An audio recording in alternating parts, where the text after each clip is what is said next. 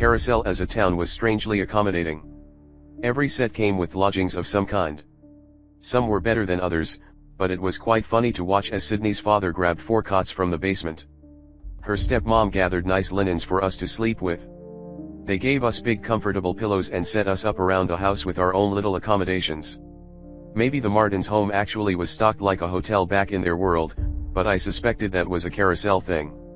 I ended up in the den area, which was like the living room, but it showed more signs of being lived in.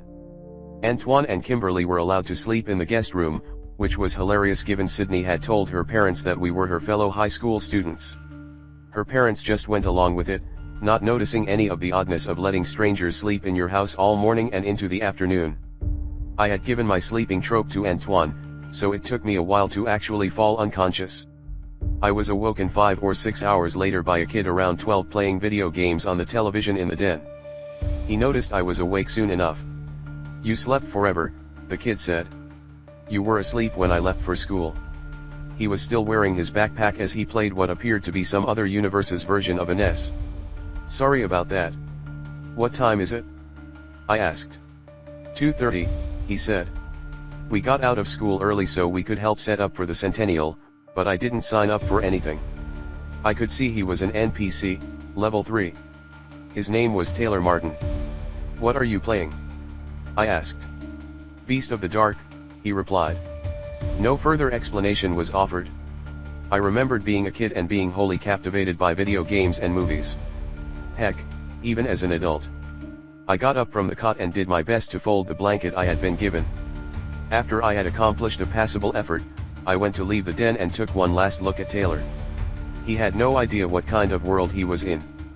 Life must have been so simple. I made my way out into the living room. Dina and Sydney were there discussing their children. Dina was almost acting like a normal person for a moment, talking about her son's favorite games and taking him to SeaWorld. Sydney talked about her daughter and how much she missed her. I waited for a lull in the conversation before I said, "So, Taylor is your brother?" Sydney nodded. "Half-brother. He didn't wake you up, did he?" "No," I lied. She could tell I wanted to know more about how this all worked. Taylor didn't ever get any older than that in my world. He was killed. The storylines based on my life won't tell you that. He just doesn't return for the next movie. I think I'm lucky in that. He never dies, not even off-screen. Never ages. Perks of being a paragon, I guess. The mood in the room somehow got more depressing. "Are the others still asleep?" I asked. "Yeah," Sydney answered. "Except Bobby. He talked my dad into taking him to go check on some dogs from another storyline or something. Those dogs from Permanent Vacancy had captured Bobby's attention pretty strongly." "Is that safe?" I asked. "For now," Sydney said. "They should be back soon." I nodded. "We need to get going. The centennial awaits," Dina said. She almost sounded optimistic. I went to check on the others. The Hughes siblings had been given places to sleep at the ends of hallways upstairs. That wasn't to say their accommodations were bad. Those halls were large and homey. It was a nice house. A nice neighborhood. I peeked down the hall to check if Cassie was up. She was. She sat on her cot and stared at the ground. She had not quite recovered from her death. We made eye contact. I gave a quick smile as an apology for disturbing her. "Isaac's still asleep," she said. "Unconscious." She was using the anguish trope to monitor the team's health statuses. "Thanks," I said. "We'll be leaving soon. I'll come get you." She nodded. "Do we have to do another storyline?" she asked. Adeline had kept a policy of never giving new players false hope. I didn't know if that was the best idea, but I didn't know a better one. "Yes," I said. She didn't react to the news. She was clearly upset. I was supposed to do something to comfort her. "Well, with your new trope tickets, you will have more than half my plot armor, which means I will be targeted before you. If that helps." "It doesn't," she said. "But thanks for trying." She waited a moment. "What's wrong with Antoine?" she asked. "He's under a lot of pressure," I said. "He's the only real fighter we have, so it weighs on him." "Does that affect incapacitation?" she asked. Because his incapacitation status flickers sometimes. He woke up a few times last night. Oh, I said. He got a fate worse than death a while ago. It messes with him sometimes. He's handling it. A fate worse than death, she asked. The magnitude of death itself was weighing on her. Thinking of what could be worse than that brought a tear to her eye. It must have been some fate. His status is flickering right now, she said. They're awake? I asked. Antoine and Kimberly. She nodded her head. I'll see you in a bit, I said. Could you make sure Isaac is up? Okay, she said softly. She started digging through her luggage as I left. It must have been nice to have spare clothes. I left her and Isaac upstairs and went to find a guest room. When I found the right door, I knocked. Just a second, Kimberly said. Is Antoine okay? I asked. I wished I had Anna with me. She would know what to do. Just give us a second, she said again. I waited. Eventually, Kimberly answered the door, dressed in clothes I hadn't seen her in. Are those Sydney's? I asked, distracted. Yes, she answered. Antoine and I are still getting ready. We'll be out in a bit. As she tried to shut the door, I put my foot in the way. Is Antoine having problems? I asked. He's getting ready, Kimberly said, at first trying to keep up some pretense, but then she said, he's having some. She gave up on the excuse. I peered into the room. Antoine was buttoning up his cardigan. I'm all right, he said as I looked at him. Everything's okay. Just a nightmare. His voice cracked. There was a pause as I thought of what to say. Cassie said your incapacitation status was going off, I said. It's just a nightmare, he said, echoing the title of his best mental health trope, the one that was supposed to make his trauma go away. It was a very powerful trope. But we were not very powerful players. Not yet. Just tell me, I said, unsure of the right words. If there is a problem, I need to know. We, your team, need to know. Antoine considered what I had said. I could tell he was worried about something. Close the door, he said softly. I did as he asked, closing it behind me. I just get confused sometimes. My heart beats really fast, he said. It's no big deal. Really? He had been trapped in an endless forest for decades, or at least was afflicted with the memories of it. Is it the forest from the ghost world? I asked. I had worried that the forest from the last storyline might have reminded him of the Stragglers' forest. Is that what did it? Antoine shook his head and sat back on the bed. No. That was fine. Actually, breaking my leg really helped keep me in the moment, you know. He stared into the distance for a moment. In the nightmare, there was no pain or any other sensation except panic. It actually worked out. We're worried that Carousel is going to do something, Kimberly said. She was crying. I think it threat. Don't, Kimberly. We don't need to raise alarm on account of me. We need to tell him. Kimberly said. Maybe he'll know what to do. I am just give me a second, Antoine said. Tell me what? I asked. Kimberly looked at Antoine, pleading with him with her eyes. Carousel's just taunting me, Antoine said. It's fine. It's just trying to get under my skin. I would have told you if it was a big deal. Show it to me, I said. Okay, he said. I don't think it's an actual threat. He drew a ticket out of his pocket and handed it to me. His hand was shaking as he did.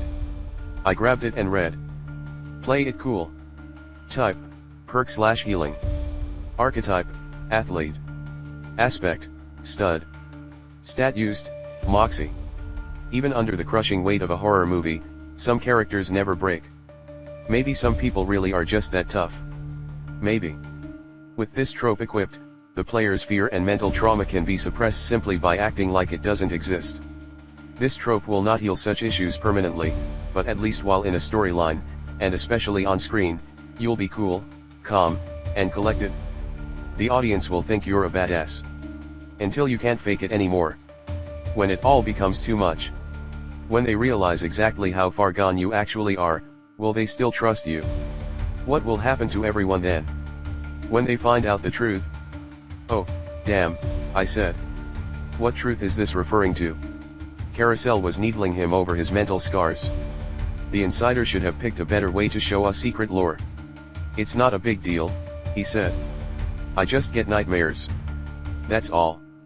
He had been using a trope he couldn't use properly to try and undo serious problems. It wasn't working well enough. We need to talk to the Paragons, I said. There has to be a way to deal with this. A day spot or a therapist. Dr. Mance, maybe. Dr. Truman Mance was a Paragon who had acted as a minor antagonist in the Subject of Inquiry storyline. My guess was that he was the psychiatrist Paragon. That had to be the way to go. He won't put enough points into Moxie to make his trope work properly, Kimberly explained. I tried to tell him that you were having a nightmare, trope used Moxie. If the user didn't have enough of it, it didn't work well. I can't put all of my points into Moxie, Antoine said. I need to boost my physical stats so I can fight. Who else will? Once we get our final girl back, things will be different. They continued arguing for a bit. I hadn't really seen them argue since we had arrived. Maybe they just didn't do it in public. Whatever we do, I said, we need to keep moving forward. It's the centennial. Something big is going to happen today. We need to make a plan and stick to it. Antoine nodded his head. Exactly. We just keep grinding it out. This problem will take care of itself. Kimberly looked at him, clearly not satisfied with that idea. What we really need to do is get in a storyline, Antoine said. I can test this puppy out. He grabbed the play it cool trope back from me and waved it. He actually did look excited to try it out. If he could forget his problems during a storyline, that would make constant storylines a quick fix for him. I didn't know what I was supposed to do. Meet up in the living room, I said. We'll head out when Bobby gets back. I couldn't imagine the pressure that Antoine was under. I was familiar with the pressure I was under. It was like a grotesque perched on my shoulders. I preferred things when all I had to worry about was beating storylines. I sat in the living room eating lasagna that Sydney's stepmother made as I waited for everyone to gather back around. Finally, we heard a car pull into the driveway.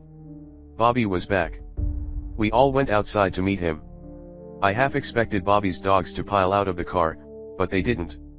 He was in a good mood though. As soon as he met up with us in the driveway, he said, so I was reading in the atlas about background tropes. It said they are most effective on wallflowers out of all archetypes because their backgrounds are least likely to constrain the story. What we have to do is keep bringing up my history with animals. I think Carousel will give me some type of trope to let me bring the dogs around with us. I nodded and said, sounds good. My only worry was that he might not be happy if Carousel didn't go along with his plan. Sydney led us out of her neighborhood toward the Centennial. It was a long walk where I contemplated what I had to accomplish and everything we had left to figure out. Sydney and Dina talked casually about things I wasn't interested in, and Antoine was back to his tall, confident self. Or at least he was pretending. The Hughes siblings were quiet, but that was to be expected. I have a line on my script that I have to say, Sydney explained. After I say it, I won't be a player anymore. I'll be an NPC. Any last questions before I say it? I don't have much time. I had already asked her vaguely about help with trauma for Antoine. I even asked about Dr. Mance. She told me that I would get my answer about medical help soon and not to worry. Somehow, I still managed to worry. If there are no more questions, she said, as we arrived at the entrance to the Centennial grounds near Town Square. She paused. No one asked anything. We had asked her every manner of question already, at least the ones we could think of. She looked at the ground and nodded her head. Then this is goodbye for now. She hesitated but then called out loudly, I'll help you in any way I can. If you make it to the day of the Centennial, come find me. I can tell you more then. If you make it to the day of the Centennial. I repeated as Sydney walked away. Her words hung in the air. The stranger had said the same thing the day before. Back then it had just sounded like an odd way of saying see you tomorrow, but when Sydney said it, it made no sense at all. It was the day of the Centennial. I was sure of it. The NPCs and signage had been clear that the Centennial was the 5th of August. The day before had been the 4th of August. How were we not on the day of the Centennial? I looked at the others. Oh no, Bobby said. I thought today was the day of the Centennial, Kimberly said. We looked around the festivities for a sign, any sign. Unfortunately, there was nothing to set us on the right path. The Leeds board on the red wallpaper simply said, Leeds. The Founder's Tale. Cemetery on Geist Estate. Jedediah Geist. Nothing that I couldn't have already memorized. If the centennial isn't today, does that mean we started everything over? Antoine asked. A time loop.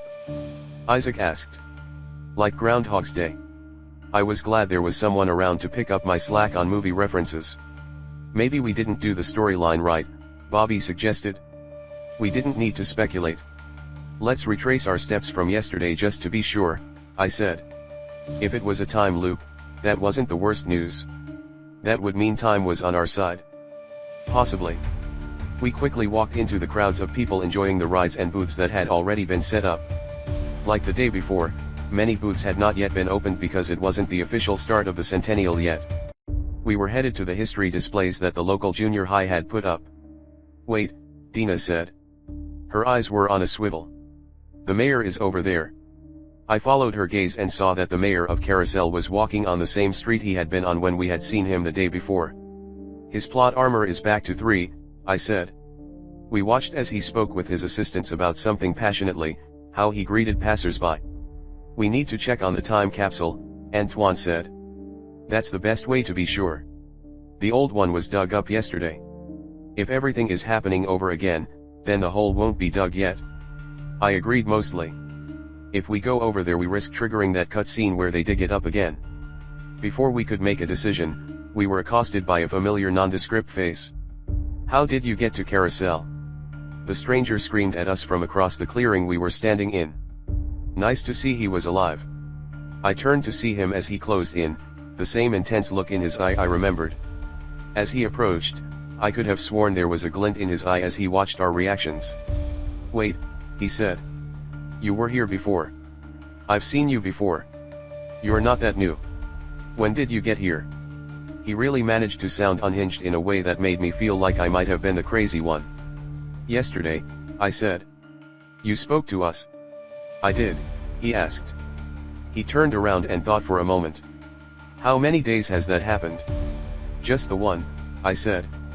Carousel has a hard time letting go of the past, he said. You have to find a way forward. If you make it to the day of the centennial, come find you. I asked. I guess I've said that before, he answered. Carousel won't let me go. There are some of us that still have the hooks in. Others walk around, enjoy the festivities, and look forward to the centennial that just won't come. But even Carousel can't keep this facade up perfectly. You need to move forward before the cracks start to show again. I'd get right on that. Why is it doing this? Antoine asked. The stranger looked at Antoine and immediately recoiled in pain as if remembering how Antoine had beat his head in with a baseball bat while possessed. To let things go forward, you would have to leave things behind, the stranger said. He started to walk away but then turned back. Figure this out quickly. There's a long way to go. And then he left, but not before looking back over his shoulder one last time. So it is a time loop, Isaac said. We're just going to do this again. I wasn't sure what the stranger had meant completely. A time loop would mean everything started over except the memories of those trapped in it, but more than that had changed. I just couldn't put my finger on it. Something felt off. We had not woken in the B&B for one. We still had our prizes from the last storyline. The histories then back to the time capsules. Antoine suggested. I nodded. We didn't need to go to the diner. That had been a detour. We approached the line of boards filled with clippings from newspapers and online print-offs. It all appeared the same as I remembered it. That is until I read it. The board on the display said. The founding of Carousel. August 6, 1922. The haunted history of the Geist family. I read the title of the history display again. Then I skimmed through the articles some junior high kid had added to the board in a rush to get the project done. August 6th. I asked. There is no way the said August 6th Carousel was founded on the 5th. Great, Isaac said. I was worried this would be too straightforward. Today is the 5th, Antoine said. Tomorrow is the centennial on the 6th. Tomorrow the centennial will still be a day away, Bobby said. If I'm following this right. Everything else on the board looked the same. The only differences were the dates related to the founding of Carousel. What does it mean? Cassie asked. She hadn't spoken up all afternoon. Why change it? I had a hunch, but I had to keep looking. What are we supposed to do? Kimberly asked. She wasn't asking anyone in particular. I pulled out the little laminated cards we had received for playing the 10-second game storyline. We got back to the hotel, I bet, I said. But this time, we don't have to do the storyline. Our licenses could allow us to break the pattern. Are you sure? Cassie asked, not managing to hide the twinge of desperation in her voice. No, I said. But it looks that way. We really weren't directed toward anything else. If any of you know better, speak up. Otherwise, let's get a move on. I'd rather find out sooner rather than later. No one had an objection. There were no other clues. It was clear where the path was pointing us. This part of the through line was called the tutorial by the players, after all. I had to hope that meant it was hard to miss something important. Of course, most of the players probably didn't play the full tutorial if my understanding was correct. We knew where to go. None of us wanted to go that way, not if it risked us getting close to that Strander Blake character again. The ghosts themselves were unsettling, but a powerful entity with a disregard for the rules was wholly more terrifying. Cassie was starting to struggle carrying her luggage, so I went and offered to help her with it. Last time she had declined the offer, but this time she didn't. It must have been difficult to die and then have to get right back into things. When I died, I usually had some time to decompress. Campy Dyer was starting to look like paradise now. I could see why the vets liked it so much. It wasn't long before we were back at the tables where we had somehow snagged the last hotel room in Carousel. Gina, the NPC who had helped us before, was back. Kimberly took the lead again. We can't find the people we were supposed to meet up with. Do you know where we could find a hotel? Oh my gosh, Gina said with the same grin I remembered. Things are so hectic right now. I bet that's why you can't get a hold of them. We can certainly set you up with some rooms. This happens with every big event in Carousel. I can check if anyone has cancelled their rooms and maybe we can set you up with a place for the weekend. What do you think? You're a lifesaver, Kimberly said softly. My eyes were over on the patch of dirt that some men had started digging on. The same patch of dirt they had unearthed the impossible time capsule from before.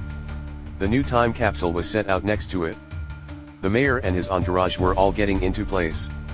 Rhonda Moore was walking toward us while talking on her phone. I don't care that it's only rainwater, we can't have the you-know-what backing up during the centennial. You need to get someone to fix it immediately. She hung up the phone as she approached us. Hello. Welcome to Carousel, the town where movies come to life. Is Gina getting you set up with accommodations? Yes, Kimberly said. She's being very helpful. Good. Rhonda said.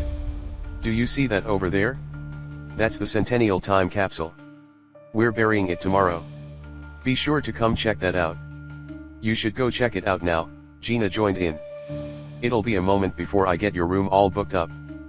Thanks. Kimberly said.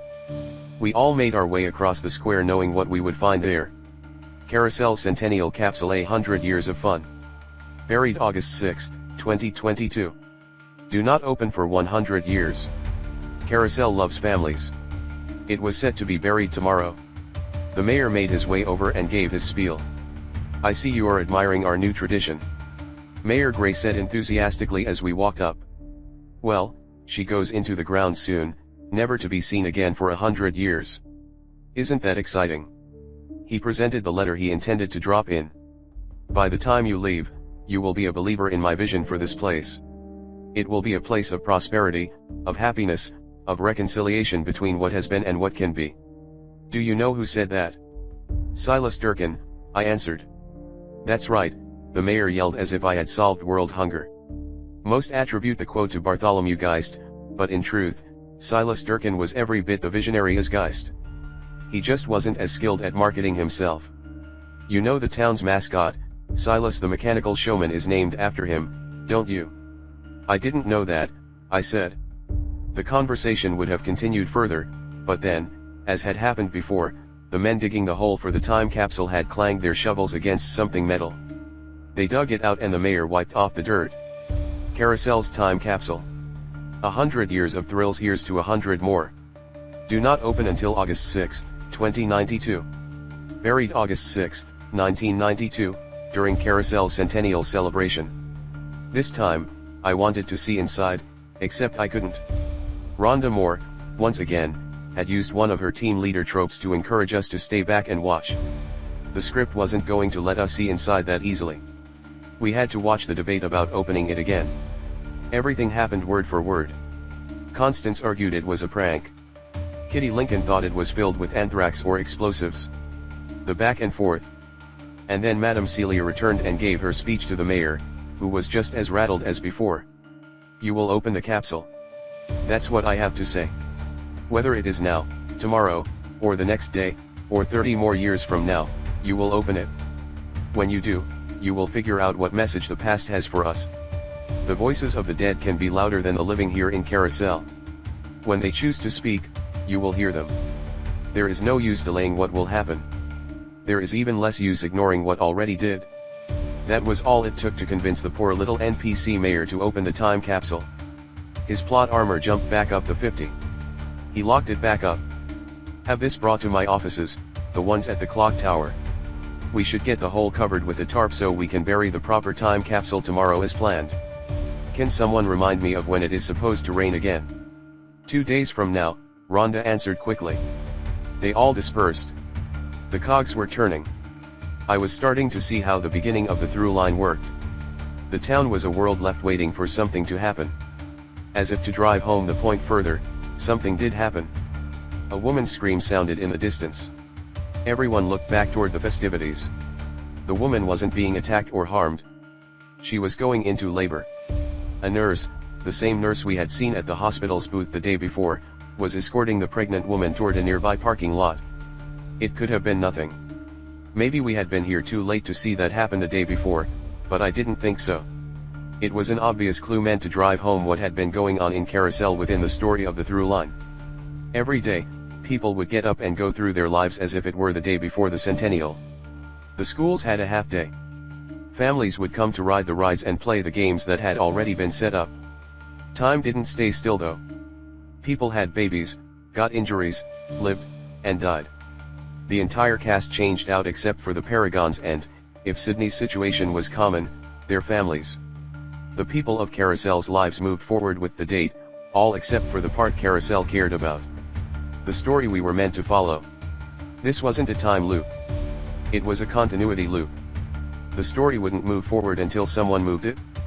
Carousel was holding it in place. It was like in a video game when you don't trigger the first quest, the game just stays in limbo until you arrive.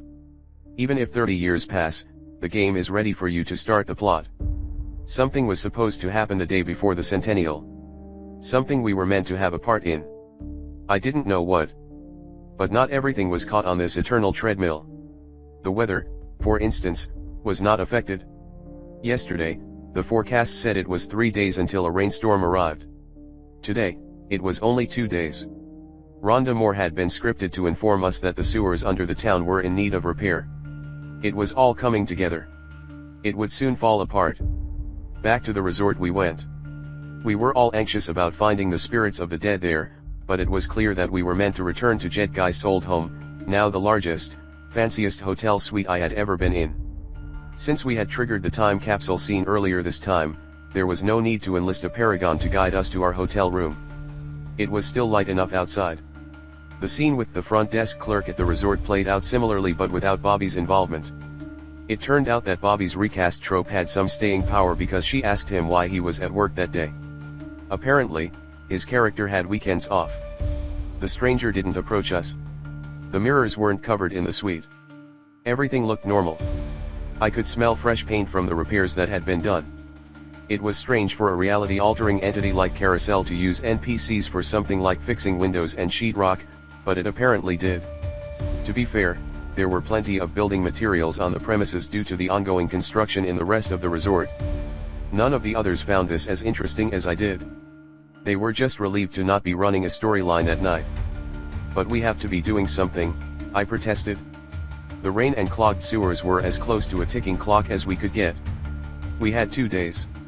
Whether we were supposed to prevent some sort of flood or prepare for it, I didn't know, but taking the night off felt unwise. "We need a break," Kimberly said. She was referring to Antoine, which was funny because Antoine was more than willing to find whatever challenge was next on our list. No one wanted to sleep in the actual rooms.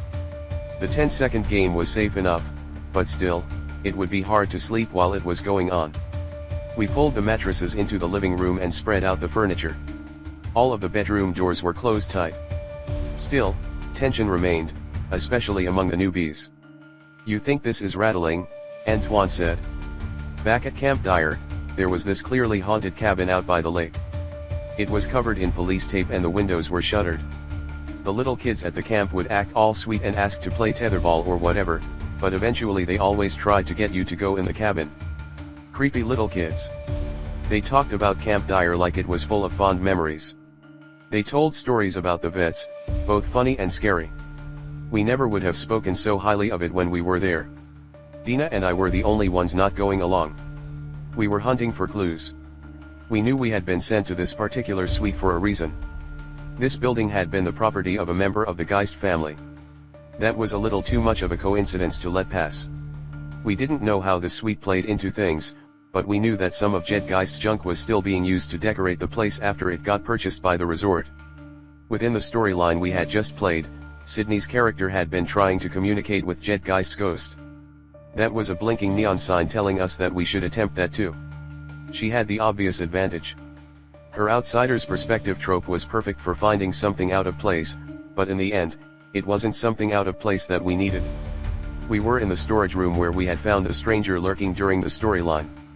The room was filled with furniture and boxes, most of which were labeled, "To Geist Museum," as if there was some intention of getting these items into the hands of some Carousel historian at some point in the future. "You ever wonder how real these people were?" Dina asked me as she flipped through a book that must have been Jed Geist's stamp collection. I shrugged my shoulders. The way Constance talked, they might have been once. Back before Carousel was Carousel. "You think we'll ever meet any of them?" she asked. "The Geists. Given Carousel's obsession with them, there's no telling." I closed up the box I had been rummaging through. It was a mess. The objects were all wrapped and cushioned with crumpled old newspaper. What was the point? To talk to him using our licenses, we need a keepsake, which as far as we know you get from killing an enemy in a story, or we have to find the murder weapon that did him in. I'm assuming he was killed and didn't die naturally, because, well, it's Carousel, Dina said. Yep. But why would the weapon that killed him be in with his belongings? I asked. We need clues, Dina said, diligently opening another box and digging through the next box. She pulled handfuls of crumpled newspaper out of a box and said with a smirk, "Maybe this is the murder weapon," as she pulled out an ancient toaster that must have been one of the first ever produced. I laughed, but before I could respond, there was a knock at the door. Bobby was standing in the doorframe. "You guys, I got some food and stuff from the kitchens," he said, smiling. "All I had to do was wear my uniform and they thought I was still my character." "Good call," Dina said. She set her box down and followed Bobby out to the kitchen to share in the spoils. It really was good to have a wallflower on the team. As I walked out of the room after them, it hit me. Where would you find information about the death of a man from a famous family? The clues we needed were in the boxes after all, but not in Jed's belongings. They were used to wrap and protect his belongings. I grabbed some of the newspaper inserts that Dina had left lying on the ground. There was a little sticker on an old front page section with this address and the name, Geist, Jedediah, on it. That meant that whoever had packed up all his stuff after his death had used his own newspapers as packing material.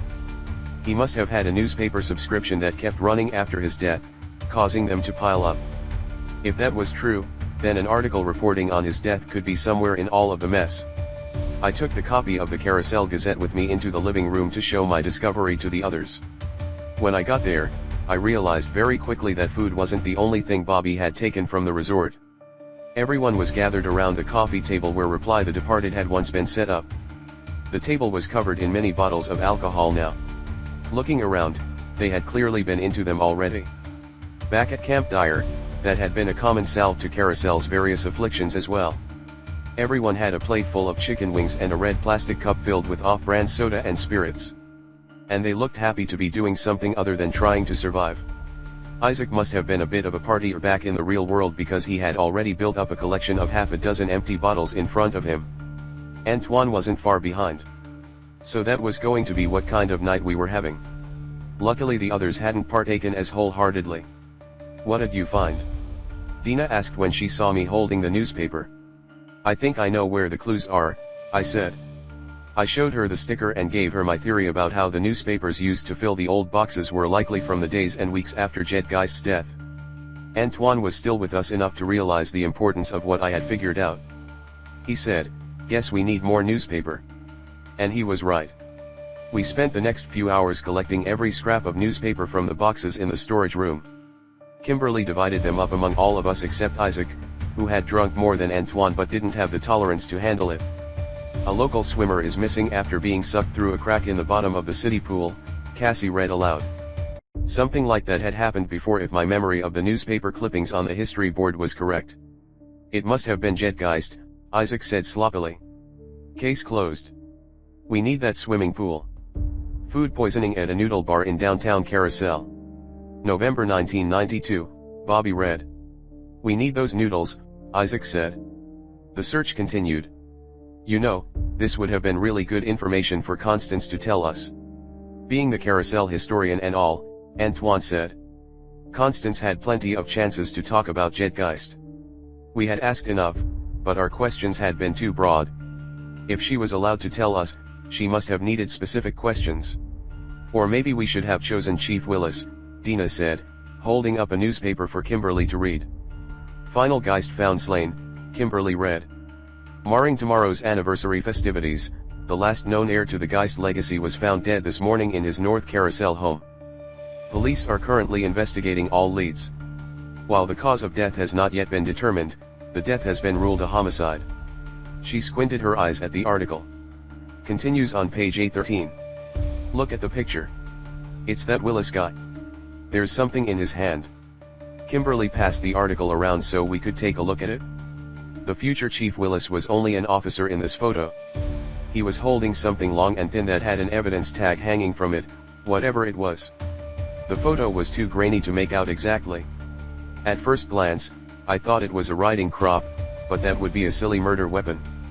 "Fireplace poker," Dina said once she got another look at it. We all turned our heads to the fireplace nearby. It still had its fireplace poker.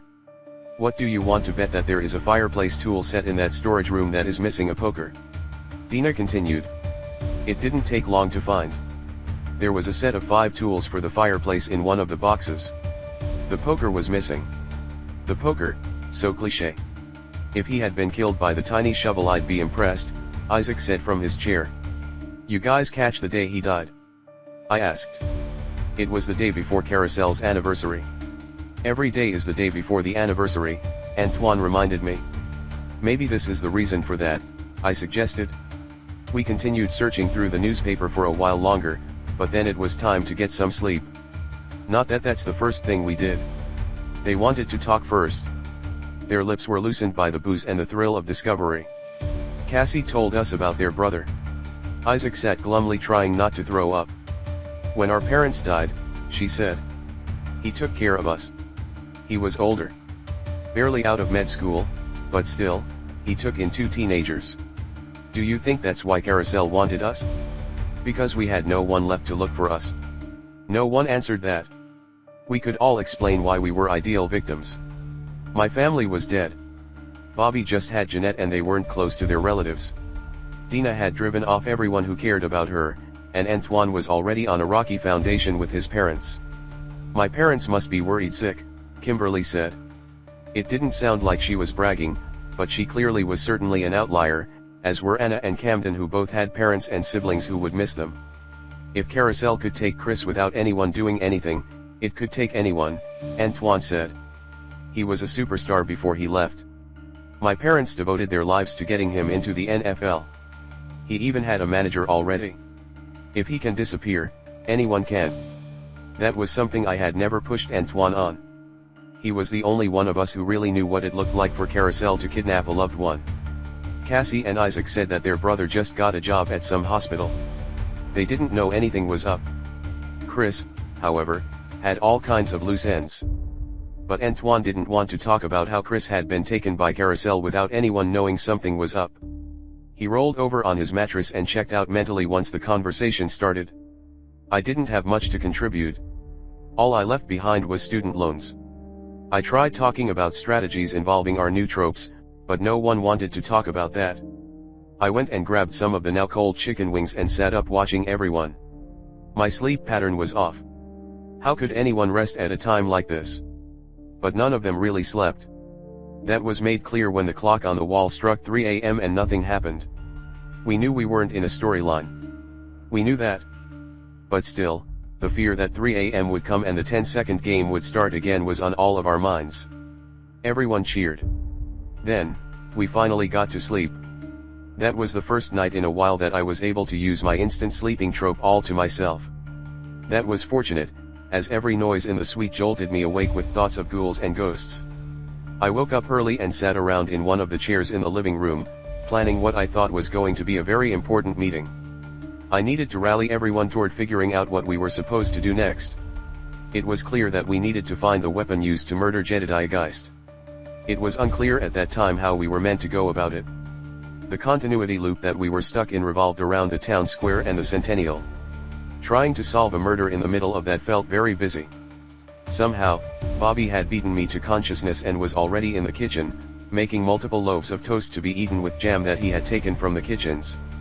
They were individual serving packets, but they hit the spot. Bobby had a nervous energy as he worked. He muttered to himself as he wiped up crumbs. He was distant. Everyone got up one by one. The last up was Isaac, and when he did finally scrape himself off his mattress, he was clearly hungover. I remembered back at the lodge, whenever people would get hungover, they would find their way to Reggie or one of the other owners of the hair of the dog trope, which could cure their hangover or at least undo most of its harmful effects by serving them a splash of peach tea. Before people got off on tangents, I decided to say, we need to find Chief Willis. The only way we're moving forward is if we find that fireplace poker and my money says we need him. We can't focus on anything else until we find him, okay? I'll have to check my calendar, Isaac said. We're going to figure this out, Kimberly assured me. We all know what's at stake. I didn't think they were acting like it, but luckily I didn't speak my mind before there was a knock at the door. Whatever he was doing before, Antoine jumped to his feet and ran to the door. First, he looked out the peephole. There was a look of shock on his face, and then relief. He opened the door to reveal Police Chief Willis standing outside. He was a tall man in his 50s or 60s by demeanor, but with an athletic build that made him look younger than he was. He wore a ball cap that said, CPD and mirrored sunglasses. Productive day, Isaac said. What else did we have to do today? What was it Constance had said? Information was power. Maybe knowing the next step was enough to manifest it? Maybe I was just stressing myself out. Chief Willis was the exact person we needed to see at that moment. He might have answers. I had hoped that when I looked at him on the red wallpaper, I would see that he was acting as a player. But he was still an NPC. We were going to have to play our roles. As soon as the door was opened, Antoine said hello, and asked how we could help you. We got some reports of some screaming happening here last night. We're always getting reports of screaming coming from this place, but I thought I'd come check it out anyway, Chief Willis said. Is that normally the kind of thing that the police chief investigates? Antoine asked. Well, as a matter of fact, it isn't, Police Chief Willis said, but with the Centennial coming up, I thought I'd come check on it myself. Fair enough, Antoine said. Willis stuck his head inside the door and took a look around. So, what was the deal with the screaming? He asked. We were playing a game, Antoine answered matter-of-factly. A game? Willis asked. Is there any chance it's the type of game that could be used to contact the dead? He put on a wide grin. He knew exactly why people came to this particular hotel room. We might have, Antoine answered. I could see where the conversation was going. Discovering the photograph of a young Kurt Willis working at the crime scene of Jedediah Geist's murder must have triggered the next part of the through line. I don't know why kids in this town are so obsessed with the death of Jedediah Geist. If you were to list out his family members, he would be the least interesting. In many ways, he died one of the least interesting deaths too. Least interesting? Kimberly asked, approaching the door. Does that mean they know who did it? That means that a person did it and not some sort of thing that goes bump in the night, Willis answered. For those guys, that is pretty boring. So, have you kids had any luck? Not so much, I answered. Well, shoot, he said, backing out the door. So, if the screams last night weren't anything major, I'm gonna go ahead and head out. Wait a second, I said. Did you have any involvement with the original investigation? As a matter of fact, I did. It's part of the reason that I am bewildered at people's fascination with it. Even back then, people made a big deal out of it. The mayor at that time brought in a special team to investigate. Of course, they found nothing, and when they found nothing, the mayor helped the story disappear. Disappearing isn't the right word, he helped to turn it into a legend. That's how everything goes around here. First it's an emergency, then it's taboo, then kids talk about it at summer camp. He turned to leave, but then Kimberly asked, he was killed with a fireplace poker, right? Chief Willis looked at her with a side eye. Now, how did you know about that? Most people think he was stabbed with a kitchen knife. That's the tall tale at least. I grabbed the newspaper leaflet that we had found and showed it to him. It depicted a younger officer Willis holding a fireplace poker with an evidence tag tied around it. Well, ain't that a handsome son of a gun? Willis said as he looked at the picture. I imagine that particular piece of evidence is currently locked away in a storage room under City Hall. At first, he waited for a response, but then seemed to decide to deliver the rest of his exposition all at once as if he felt he was wasting his time. Now, if you really wanted to take a look at it, I might suggest you go apply for a permit because the mayor turned the cold case storage into a sort of museum called the Cold Case Museum. It goes with the aesthetic of Carousel being this creepy place that everyone wants to make it out to be. If I were you, I would hurry, it is the day before the centennial, after all, and City Hall closes at noon. You might get a glimpse of some of the evidence. Maybe not the stuff you like, but the stuff that they set up for display. Not that I'm suggesting you do any of that. Only in Carousel would cold case file storage be turned into a museum. We might just do that, Antoine said. You know, I'm heading back that way if you're interested in a ride. I remember them saying that you all didn't have a car, Willis said. Unlike our previous run-ins with Paragons, I felt no pull to comply with what Willis had just told me to do. Still, I didn't need it. It was all starting to form a picture for me. Find the murder weapon. Talk to Jedediah Geist. Figure out what it was we were supposed to be doing here. 100 steps later, we'd get to go home. Dash. The moment we got inside his SUV, his demeanor changed. His information on the red wallpaper changed too. Now he was a player. Sorry to rush through that, he said. I have to say it like that. It's in the script. I just didn't see the point of drawing out the conversation with experienced players. I looked at his poster. Kurt Willis is the GI. The poster depicted a tense scene. Both Willis and the axe murderer were positioned back to back, each on opposite sides of a doorway. They were hidden from each other's view, pressed against the walls in a strategic standoff. Willis, armed with a gun, was poised and ready, mirroring the axe murderer's silent menace. He was a soldier Paragon. I figured you for the Sheriff Paragon, I said. He nodded. Understandable. Can't put one of the advanced Paragons in a through-line story unless you want the plot scrambled. That made sense. Advanced archetypes like detective, monster hunter, or sheriff changed the story around considerably. Kimberly was talking with the newbies outside, trying to convince them to go along. There are only so many times you can tell someone to just go along with things will be fine, before they realize that you don't know what you are talking about. Still, Cassie seemed to be amenable to our predicament. Isaac wanted to debate. I only hoped Antoine didn't join in the argument. He'd try to put his foot down. Kimberly's approach was to be empathetic but unyielding, much like Adeline. I thought that was a good route. Kurt Willis sat in the driver's seat, waiting for everyone to get in so we could go. You're doing better than you think, he said. I know you feel like you don't have a grasp on things yet, but you are doing well. Soon you'll see a fuller picture of what your task is. Then you can panic. It does feel like every answer just adds on 3 new questions, I said. I can see that. If it helps, you already avoided the worst ending for the Centennial storyline. Fun ending, but the worst. That's good to know, I said. And what was that ending? Never find the early Omen for the second storyline so you get stuck in the late Omen, he said. Never figure out who killed old Jed. Never get to talk to Jed. Die, most likely, a terrible death unless I can save you, which I can, but still.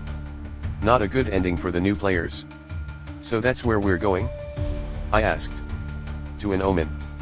Oh, so you have played this game before, he asked with a chuckle. Bobby, who had been waiting patiently for the others to come with us, said, if I use my veterinarian background enough, do you think that will give me some animal taming tropes? If it's entertaining, Willis said. He lit a cigarette and looked patiently out toward Kimberly and the others. You'll regret it, but that's everything here. Every decision is the wrong decision, I said, wondering if Willis would mirror my observation. It's a horror movie. Willis laughed. I hadn't thought about it like that. Antoine approached the vehicle and asked me, I'm not going to be able to bring a baseball bat into City Hall, am I? I'm afraid not, Willis said. He tapped his bulletproof vest, and his various policing weapons. But I've got us covered. If the Omen was outside the building, his bat would just disappear and reappear somewhere on set, like it had in Subject of Inquiry. If the Omen was inside a government building, getting weapons in would be a problem. Antoine looked at Willis and realized he was acting as a player already. All right, he said and went to put his bat back in the hotel room with everything else we were leaving behind. Our patience was eventually rewarded. Kimberly convinced Isaac to go along with us. Isaac still protested as he entered the SUV, saying, You're all just okay with giving Carousel what it wants? Am I the only sane person here? The sooner he got his head wrapped around our predicament, the better. I knew what he was going through. The mind makes all sorts of excuses under the pretense of just being logical or skeptical, or whatever excuse it can muster to convince you not to willingly enter a horror story. I was past that in many ways. Still, the butterflies were playing laser tag in my gut, and my heart was beating so fast it could phase out of my chest. Once we were all squeezed into his vehicle, Chief Willis said, All right gang, it's time to give Carousel what it wants. Isaac cursed at the mockery, but at least he didn't try to climb out of the car. The drive was much faster than the walk, even with most of the streets being closed to traffic. Willis could just pull up on a wooden barrier, and one of his officers would move it so he could go through. That's Officer McCarthy over there, Willis said, pointing to a rather old uniformed police officer. We got him from a storyline about these sea witches with a taste for long pig. Oh, and that's? He seemed to have forgotten the man's name until he glanced at the red wallpaper. Hayden. His father was a constable wherever, but he was born here. Some NPCs are from other worlds. Others were born here. Kimberly asked. Yep. This run is a strange one. It's been 30 years since the last game started. 30 years of Carousel almost being a normal place to live. I'm not sure a gap that big was intended. Normally, the game is meant to start within a few months of the last or to ignore the previous game completely. We just had a game that lasted 30 years. When all that story got rewritten, an entire generation passed in Carousel just waiting for the Centennial to start. We're in new territory here. Things aren't going to be gentle. 30 years, I said. If the last game had started 31 years ago, then the time capsule would have been buried in 1991 instead of 1992. You got it, he said. The way he and the other Paragons talked about what was happening was frustrating. It was like they thought we understood, but it took me a moment to process. Why does the previous game matter? Antoine asked. Is there a reason we can't start new? Is it just for rescuing? Rescues, yeah. You want to bring back people who died in the last game, you need to do it like this, Willis said. Don't worry about it though. This is the way the game is meant to be played. Oh, that's Marnie Singer. She's from a storyline where the government puts explosive collars on criminals and makes them compete in games of chance. Look, when she sees us, she's going to hide because she doesn't trust the police. I couldn't blame her if that was how things were in her storyline. Marnie was an older woman, well over 30. If 30 years have passed without Carousel being a hellscape because it was caught in a continuity loop, where do the storylines come from? If her story starts back up, is she going to be part of it? What about stories with evil kids? Are they evil adults now? Willis laughed. You're asking good questions, but prematurely. There's a phrase we're building toward, a revelation that will help you understand things. You're almost there. Lucky you. And if we make it to the Centennial, come find you. Dina asked. She had a sense of humor hidden behind her quiet demeanor. Willis really laughed at that one. Find one of us for sure. I'd be honored. He pulled the SUV into a parking lot near a large government building labeled City Hall. You see that over there, he said, pointing back toward Town Square, toward the clock tower. I could see its face easily enough. It was 9:30. Carousel is like a giant clock. All the cogs and gears are lined up in place. The brass is polished. The hands and numbers pristine. But it has no spring. No power. It needs something to get its gears turning. Carousel can't brute force it. It can't script itself to work. It needs you. People like you. Paragons weren't enough. We're still attached to the script. So the mophead was right. Your job is to give it what it wants. What does it want? Antoine asked. Sometimes I think it just wants to watch, Willis said. Whatever it's after, I just hope I'm around to see it. I'm dying to know. The process of applying for a permit to get a tour of the Museum of Carousel Cold Cases was not that difficult. The clerk practically threw it at us as she got prepared to leave for the Centennial. We were meant to be doing it, after all. NPCs weren't going to stand in our way, not until the big leagues, at least, Chief Willis had warned us. When he said it was a museum, I had first thought he was saying it tongue-in-cheek. He wasn't. The signs leading to the stairwell were filled with little ads for the museum. Come see a genuine reproduction of the very gun used to kill Councilman Teague during the '64 labor riots. The Enigma of Echo Bridge, view the recovered personal belongings of the victims from the infamous Echo Bridge disappearances. And many more like it? Why do they keep it in the basement? Cassie asked as we descended the stairwell. For plot reasons, Willis answered. Their volunteer staff of the Cold Case Museum are getting things ready for the Centennial. The custodian will be meeting us down here. As we made our way down to the lower levels, I could hear the distinctive sound of water moving. The air smelled humid, and there was a vaguely unpleasant smell in the air. Someone was screaming down below. Not scared screaming, more like asking for a favor. Curd, a man's voice said. We have some flooding down here. I could use a little bit of help. As we turned our way down one last flight, it was clear they did, indeed, have some flooding. The entire floor was covered in a foot of water. The fluorescent lights blinked from the roof.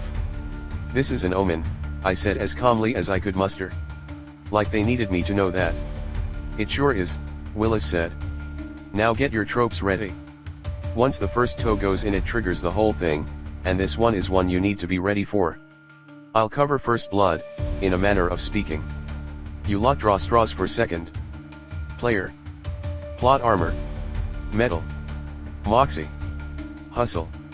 Savvy. Grit. Riley. 25 halves. 3. 7. 5. 7. 3. Antoine. 23. 6. 4. 5. 2. 6. Kimberly. 21. 3. 7. 5. 1. 5. Dina. 20. 3. 3. 4. 3. 7. Bobby. 20. 3. 6. 4. 3. 4. Isaac. 13. 1. 4. 3. 3. 2. Cassie. 14. 1. 6. 3. 3. 1. Player tropes. I would like to remind readers that this is a reference. I will describe tropes before they come up. You don't have to read this unless you want to. Riley Lawrence is the film buff. Having risen to level 25, he can equip 9 tropes and 1 background instead of 8. Trope Master grants him the ability to perceive enemy tropes, but at the cost of sacrificing half of his plot armor. Cinema Seer buffs the savvy and grit of his allies when they hear him predict cinematic and impactful plot elements. As an oblivious bystander, Riley remains untargeted by enemies as he convincingly acts oblivious to their presence. Escape Artist buffs his hustle to help enact plausible escape plans. The insert shot makes allies aware of an object the player chooses. The object will be shown to the audience and its use will be buffed in the finale. Director's Monitor allows him to watch the rest of the storyline after his demise via Death Watch. Flashback Revelation allows him to communicate with allies from Death Watch through flashbacks to his past dialogue. Casting Director gives him a summary of his team's roles in the storyline. My Grandmother Had the Gift. A background trope that gives Riley's character some ambiguous connection to the gift through his heritage. Cutaway Death sends him off-screen before the moment of his character's implied demise and allows him to exist behind the scenes written off if he survives the encounter. He did not equip Coming to a Theater Near You, I Don't Like It Here, Out Like a Light, Location Scout, The Wrong Reel, Raised by Television, What Doesn't Kill Them Makes Them Angry, or Dead Man Walking. I had about a dozen combos I wanted to try, but I didn't want to mess around with the tutorial. I would have to make some time to experiment afterward. Kimberly Madison is the eye candy. Convenient backstory allows her to believably change her backstory to assist with the current task, buffing the relevant stat. Social awareness allows her to see the moxie stat of all enemies and NPCs. Get a Room boosts the odds of important discoveries when exploring with a love interest during the party.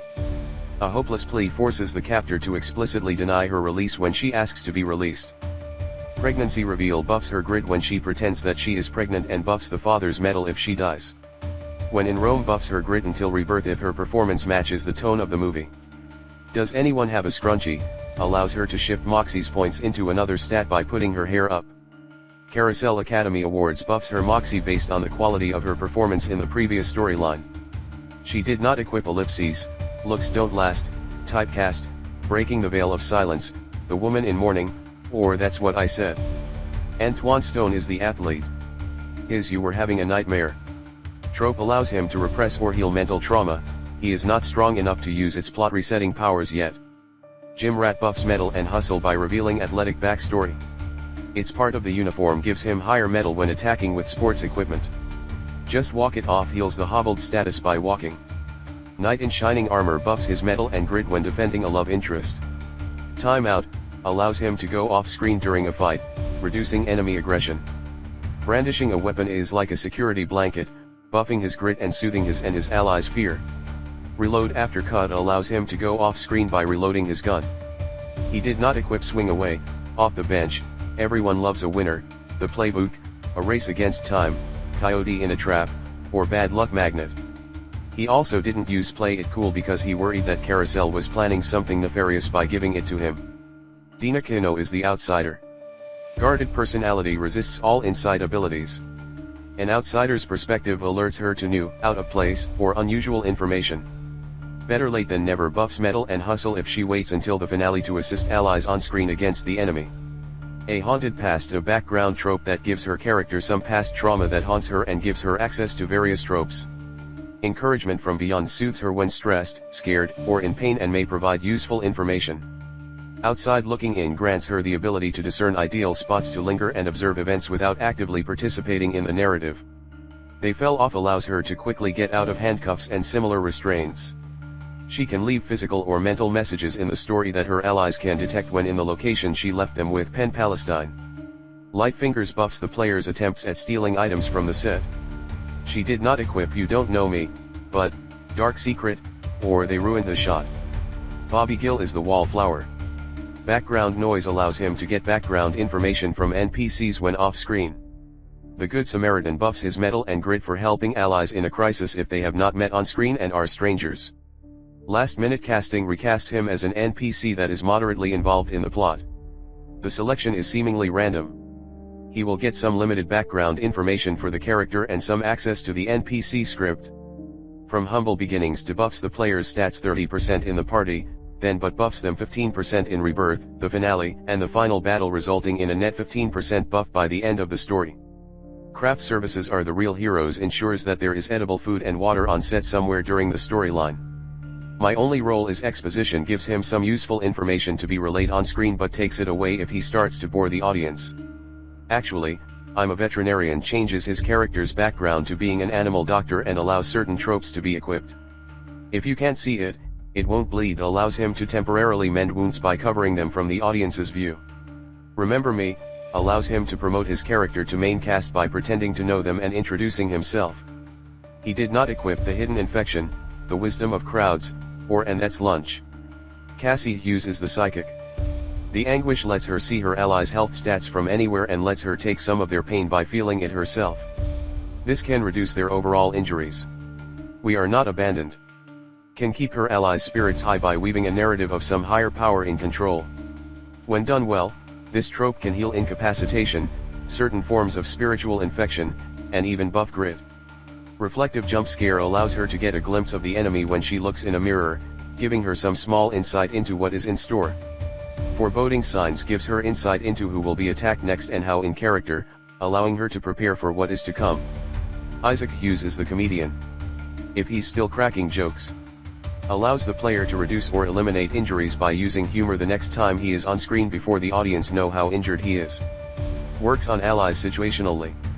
Weapons of mass absurdity using humorous weapons buffs his mettle and hustle. The buff extends to weapons that are used if the original weapon fails.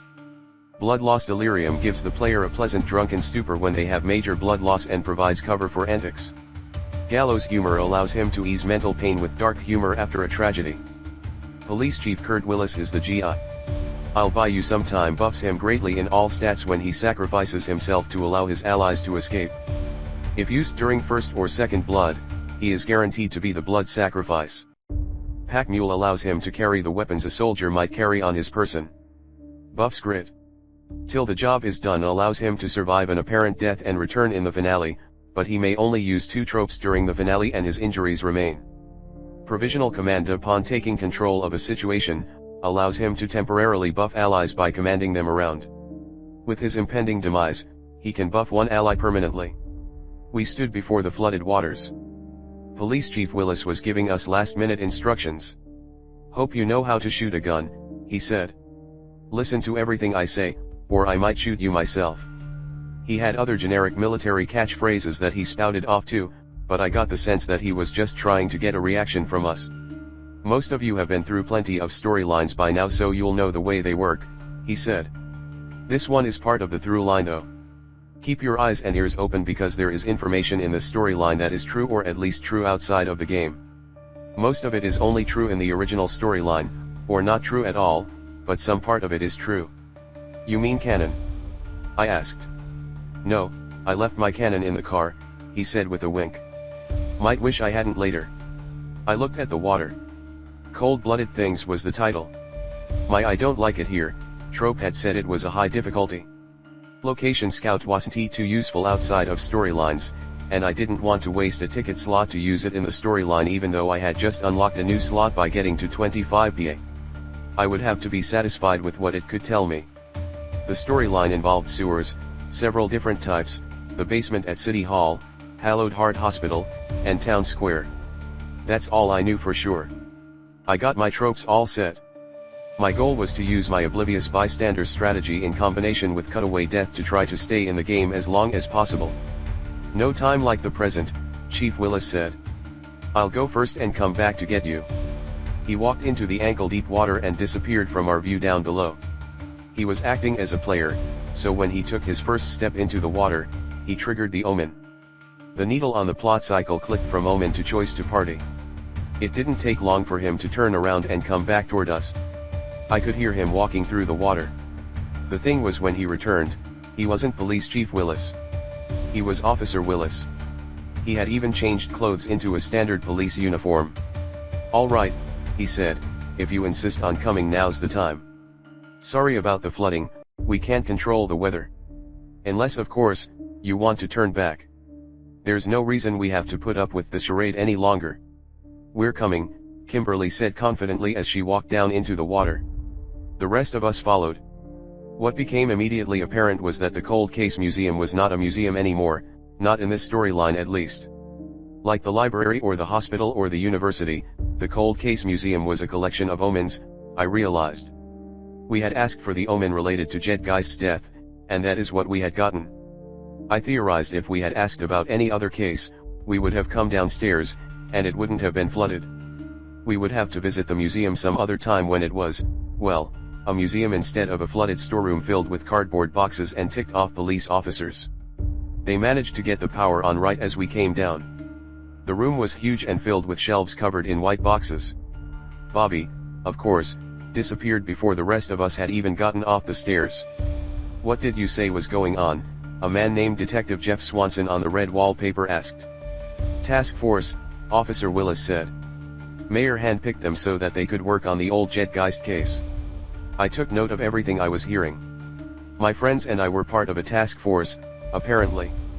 I started to review our roles on the red wallpaper using my casting director trope, but soon I realized that that was unnecessary." "Another task force?" Detective Swanson asked. "Didn't we already have some crack task force who couldn't solve it in the first place?" "Oh, you see, that was a task force made up of senior detectives, experienced investigative reporters, and criminologists. This is a different kind of task force. You see, we've got a local psychic," he said, pointing toward Cassie, "and we've got the guy from Isaac in Traffic, you know, the shock jockey," he said, pointing at Isaac, "and of course, Miss Carousel," referring to Kimberly. "Oh, and this is that guy who tackled the bank robber last year, and the other guy is a Geist family historian. Wait, no, that's not right, he is a Geist family horror movie historian. You know, he's an expert in all of the horror movies that the Geist family produced, which I am sure will be very useful. And finally, we've got the woman who sued us last year when her son went missing because we didn't have enough to deal with already," he said, pointing toward Antoine, myself, and Dina, respectively. "The vets had always warned me that casting director was a waste of a trope slot. Carousel would never let players go through a storyline without giving them information as basic as their identity. Convenience of the trope aside, I felt pretty silly. Our roles lined up mostly with our archetypes. We really were a special task force." "Why them?" Detective Swanson asked. "Well, they're celebrities, don't you know?" Willis answered. "That makes them uniquely qualified." "Publicity stunt," Swanson said, nodding his head. "For the anniversary." "I would never accuse the mayor of something like that," Willis answered. "Well, if they need to see the evidence, they're going to have to wait a bit while we fish it out," Swanson said. He gestured over to a section of the room where the shelving had collapsed from the flooding. "You really saw all of the Geist movies?" Swanson asked, looking at me. Thinking on my feet, I said, "Yep, saw every one of them, ask me anything." "Nah," Detective Swanson said. Willis laughed. That was how the scene went on for some time. The camera would come on, and one of the officers would make a comment toward one of us for us to respond to. Carousel was just gathering lines for its final cut. Swanson asked Antoine, "I can't believe a guy like you would want to be stuck in a group like this, a bunch of attention hogs. Didn't you save a cop? What are you doing here?" Antoine kept his cool, looked over at Kimberly, and said, "I have my reasons." One of the officers said something to Dina that I didn't hear about what she expected from them. It was probably related to her character's missing child whom she had sued the department over for incompetence or something. In response, all she said was, "This is basically what I expected from your operation." She gestured generally toward the flooded basement filled with old case files and evidence. The police officers cussed under their breath. Eventually, an officer Martinez arrived and said his one line, "They've got the box over here for you," he said, gesturing across the room. We went off screen after that while we trudged across the basement and dug through a mountain of ruined file boxes filled with artifacts from other cold cases. "You see that guy over there?" Willis asked. "Officer Martinez? We got him from a storyline with a monster called a toe biter, whatever that is. Look at how jumpy he is." The man he was pointing to was indeed very nervous about trudging around in murky water. I knew that some NPCs were aware of their situation, but some anonymous police officer without much of a speaking role having leftover trauma from the horrors of his world was different. He was just an ordinary NPC. Didn't seem fair. We went back on screen as we were sorting through boxes that were falling apart. "I got it," Willis said. "Geist, Jed. Died August 6, 1992. Exactly 3 years ago, wouldn't you know it? 3 years ago? Had I misheard him? It was 30 years ago. Or at least it would have been. This storyline must have taken place 27 years earlier. Other storylines had been set in the past. It wasn't unusual. The box wasn't in great shape, the lower portion of it was brown from water, but unlike many of the boxes around it, it wasn't completely destroyed. Willis carefully picked it up from the bottom and set it on a plastic table.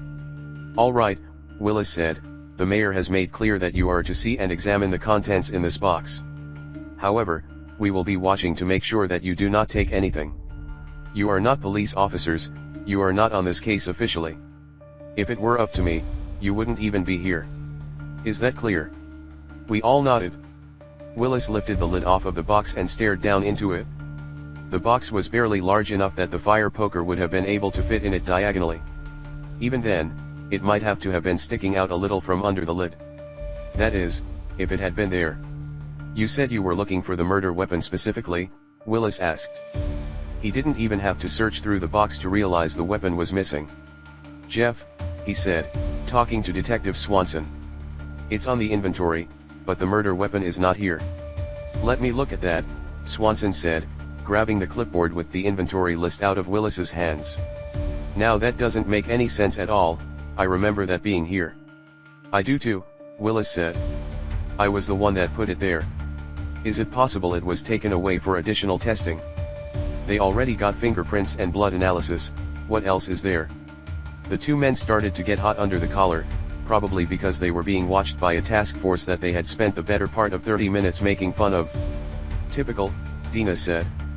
"The mayor told me that I would get a good look at the quality of our police by joining this task force. He didn't know how right he was." "Cool it," Willis said. "We'll find the murder weapon, it has to be around here somewhere." We went off screen as a group of cadets came in and started sifting through boxes, sorting evidence into piles. None of them found the murder weapon, of course. They were just getting into position for the next shot. Meanwhile, the rest of the contents of Jed Geist's box were laid out on the table and organized so that we could look at it. We would go back on screen occasionally to get shots of us examining the evidence. Most of it was not very useful. The clothes that Jed Geist was wearing when he was killed were in there, as were a dozen other pieces of evidence that didn't seem to amount to much. Fiber samples, a slip of paper with Jed Geist's fingerprints on it, a map of the hotel room as it was back when it was Geist's home, things like that. There were also crime scene photos that were very vivid and grisly. The camera did not go off screen while we were looking at them, which told me that the storyline was likely a gory one. There were two things of interest buried in the paperwork. "This is a prescription for oxycodone," Antoine said, holding up a small orange bottle. "Whoa, that dosage is off the charts. He must have had a high tolerance. A drug addiction?" Isaac asked. "My listeners are gonna love that." "Dr. Howard Halley," Antoine read off the bottle. Kimberly, Antoine, and I looked at each other. Halley was the last name of the astralist, a mad scientist who had attempted to suck out our souls not so many months ago. If this person was related to Simon Halley, that could be useful information. That told us that there were supernatural elements to the storyline, assuming that both Simon and Howard were from the same world. That made sense in a way. If a world was filled with horrors, Carousel might be inclined to double dip when it brought in its storylines. That meant that Cassie and my psychic abilities could play well here. It also told us exactly how close we had come to being a part of the through line and ruining Project Rewind. Antoine handed me the bottle and I looked at it. The label read, "Take 40 milligrams every 6 hours as needed for pain." He then picked up and passed over several other bottles. One read 10 mg and another read 20 at a later date. We were being shown a growing addiction through an evolution of dosages on prescription bottles. "Look," Kimberly said, "Dr. Howard Halley." She was holding up a business card for Halley. "Isn't this the address for the resort that got built where his home used to be?" She passed the card around. She was right. "Looks like we need to talk to Dr. Halley," I said. "Don't go bothering him," Willis said. "You think we didn't notice the prescriptions?" Halley was his physician. There was nothing weird going on. Halley had an alibi, Detective Swanson said. He was performing emergency surgery at the time of the murder. "Hard to beat that one." "That is quite the alibi," Isaac said. "I couldn't have killed him, officer," My knife was in some other guy at the time of the murder. It was nice to see that Isaac's sense of humor was stronger than his sense of impending doom this time. His sister, however, was quite a different story. As we stood idly chit-chatting with the camera going on and off screen, she stared off into the darkness of the recesses of the storeroom. I kept an occasional eye on her just to make sure she was doing okay. It was unfair that she had to play another storyline after dying so recently for the first time. I just happened to be watching her face the moment she saw it. She stared down at the still slightly flooded floor and screamed. Her eyes darted up as if she expected something to be there, but of course, nothing was there. Then she looked down back at the water. "What's wrong?" Isaac said. He broke character at hearing his sister's scream. He ran to her to see if she was okay. "I thought I saw something," she said. She was breathing quickly and clearly startled. "Oh, here we go," Detective Swanson said. "The psychic has to get attention." "What did you see?" I asked. "I saw a reflection in the water, but there was nothing there when I looked up. I swear I saw it, it was awful." "What was it?" Kimberly asked gingerly. "A man," Cassie said, "but there was something wrong with his face. It had a bunch of stitches, and there was something else that I couldn't quite see before it disappeared. This has to be a prank on us, doesn't it?" Detective Swanson asked Willis. "Don't listen to them," I said. "My grandmother had the gift too. I'd like to think she left a little bit of it to me." Cassie forced a smile at me. "Maybe more than a little," she said. "That was pushing it. A little psychic goes a long way. A lot of psychic goes off the rails." I didn't want her giving Carousel an excuse to do something wild with me. "A man with a stitched up face. A doctor with links to the victim," I said. "In the old Geist horror flicks, you could expect a mad doctor or two. It wouldn't surprise me one bit if it turned out that Dr. Halley was up to some surgeries not approved by the medical board." Between his last name and the fact that the hospital was a shooting location, it was clear. I threw in a little cinema seer prediction just to help my friends out. "Well, it's official then," Detective Swanson said. "Turns out the doctor was involved in the murder because the psychic saw a man with stitches." Officer Willis started to say something, but before he could, he was cut off. There was a loud rumbling sound somewhere deep in the distance. It sounded like it was coming from somewhere outside the walls of the basement. Everyone in the room froze in place as the sound droned in and out and then finally stopped. Questioning Dr. Howard Halley was coincidentally very easy. All it took was a call to the number on his business card to find out that he was at an event at Hallowed Heart Hospital just up the street. He was Jet Geist's personal physician. He knew something. He may even have been the killer. It was clear that the plot was pushing us in his direction. We could have walked, but Chief Willis, Officer Willis in the storyline, insisted on driving us. "Can't leave my vehicle unattended out here," he said. "Gun theft is a rising crime." That was his subtle on-screen way of telling the audience there were more guns in the car than what he had on his person. When we went off-screen, he told us that explicitly. "Carousel has a sticky relationship with guns," he said. "Doesn't like them making things too easy. You understand that you'll do just fine. Listen to the flow of the battle and move with it and you'll get the best results. Hotshots out here trying to force a win end up on a little white missing poster sooner or later." He was mostly talking to Antoine. Antoine was our powerhouse. We only really had one fighter, so if we got a gun, we knew who it would go to 9 times out of 10. I could probably use it to blow up a gas tank or some other feat of precision, but if we needed to gun something down, we had to put it in our athletes' hands. "Is that what happens next?" Cassie asked nervously. "We have to fight." "No use worrying about if you have to fight," Willis said, and he pulled into the parking lot of the hospital. "You're never more than a few scenes from a fight. After a while, it's the peacetime that will make you nervous. Now use that moxie to act brave and let's get this show on the road." As we approached the non-emergency entrance of the hospital, we saw balloons and banners celebrating the opening of a new wing at the hospital. All we had to do was follow the signs. The hospital was one of the expensive, fancy ones I had only seen on television.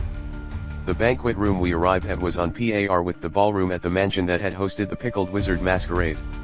100 or so NPCs were in attendance, and all of them dressed in their best tuxes and gowns. We were completely out of place. Luckily, it would seem, we arrived right at the end of the event. A man was standing on the podium in the middle of a speech. Behind him, a large, red ribbon hung tight ready to be cut. On the red wallpaper, his name was Dr. Howard Halley, the very man we sought to talk to. He was a refined and well-dressed gentleman with an ease of elocution that almost distracted from the fact that he was marked as an enemy on the red wallpaper. Dr. Howard Halley in Cold-Blooded Things. Dr. Howard Halley. Plot armor, 25. Underscore underscore underscore underscore underscore underscore underscore underscore underscore underscore. Tropes. Intellectual curiosity. This villain will alter normal targeting to pursue players who trigger his curiosity. Non-competent. This villain cannot be attacked on screen until it attacks the player or is otherwise identified as hostile. Attacking it will not be effective, nor will it change the story. It will cause the player to go off screen for a time. They'll never believe you. When tangling with this villain, the authorities will not believe or take seriously anything the players tell them. PhDs Unlimited. This villain has an education in every scholarly topic related to the storyline. The Mad Doctor. This villain cannot be dissuaded from their strange or unethical beliefs. Heart of the operation. An attempt to kill this villain by players or allies will attract powerful protectors buffed by his moxie. Advanced rhetoric. This villain may use their savvy stat as moxie. Minion Maker. This villain is able to summon or create low-level monsters to do its bidding. 2 additional trope imperceptible. Dr. Halley spoke smoothly and intelligently in a dated mid-Atlantic accent that seemed completely out of place in this story.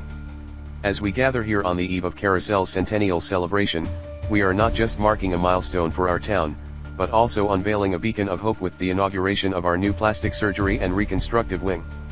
This wing is more than a building, it's a promise to restore, to renew, and to uplift the spirits and lives of those who have been touched by trauma. Tonight, we brought together some of the, I'll just say it, deepest pockets in Carousel. He paused while the crowd laughed. As I've often said, with better incomes, come better outcomes, and the outcome is all that matters. I'm sure our benefactors here tonight agree that the only nip and tuck we're interested in this evening is nipping the ribbon behind me and tucking into some of the excellent food our caterers have prepared for us. Another laugh from the audience. I'm sorry for that one. I couldn't help myself. No wonder my nurses tell my patients this is going to hurt a bit every time I'm about to tell a joke. Let's not forget, while this new wing was built with the support of generous donations, it's the compassion and expertise within its walls that truly make it a cornerstone of hope. It's your unwavering support that transforms lives, giving our patients not just the medical care they need, but the confidence and courage to face the world anew. So, as we stand at the threshold of this new era, let's celebrate the collective spirit that makes Hallowed Heart Hospital a haven of healing. Here's to a future where every individual can embrace life's journey with strength and self-assurance. Thank you. With that, Halley took a scalpel from his pocket, removed its cap, and then used it to slice the red ribbon behind him to the applause and laughter of the room. He posed for a few photos and then made his way into the crowd, which, over the course of 20 minutes or so, began getting food and filtering out of the building. Dozens upon dozens of well-dressed NPCs followed their scripts to help set up the next scene where we had a one-on-one chat with Halley. We didn't get a chance at first. He was tied up with guests. I couldn't hear what he was saying, but I could tell he was very charming from the way everyone he talked to laughed. "Hi Moxie players, get ready," Willis said as he shoved down some of the catered food. Moxie is used to counter deception. Tonight we're going to see if you can tell whether he is lying. Good luck. He was talking to me and Kimberly. We were tied for the highest Moxie. Cassie and Bobby were next, but Bobby was off NPCing somewhere. I thought there were tropes for that, I said. Sure, if you want to use up a slot for it, he said. Detectives got one. Sleuths got a worse one. Heck, even agents got one. Psychic too, but they get a little of everything. Most archetypes get a taste of stuff like that. When it comes down to it, it's best to rely on your stats and the great thing between your ears. How will we know? Kimberly asked. She had a good Moxie stat, though she had been mostly beefing up her other stats of late. You get a feel for it? When you aim your gun and pull the trigger, you know if you hit the target before the bullet gets there. Intuition. Know what it's telling you. This was not a topic the vets had told us much about. Sure, Adeline had told us the line about not relying on tropes for things that we could accomplish with legwork, but using our stats like that was still something we were new at. I wasn't even sure if the vets had it down pat. As I watched Dr. Howard Halley and waited for our turn to talk to him, I noticed that we were being watched. On the other side of the room was a woman whose face was covered in a black veil. The fabric was so thick I couldn't see through it. She wore black gloves and a long gown with a fancy jacket whose sleeves covered her arms. Despite not being able to see her face, I could tell she was looking in our direction. It made sense. She was an enemy, after all. Cecilia. Plot armor, 25. Underscore underscore underscore underscore underscore underscore underscore underscore underscore underscore. Tropes. Don't wake the beast. This villain is asleep or in a similar condition. They will not stir without outside intervention. Waking them will transform them into a more dangerous form that plays by different tropes. Non-combatant. This villain cannot be attacked on screen until it attacks the player or is otherwise identified as hostile.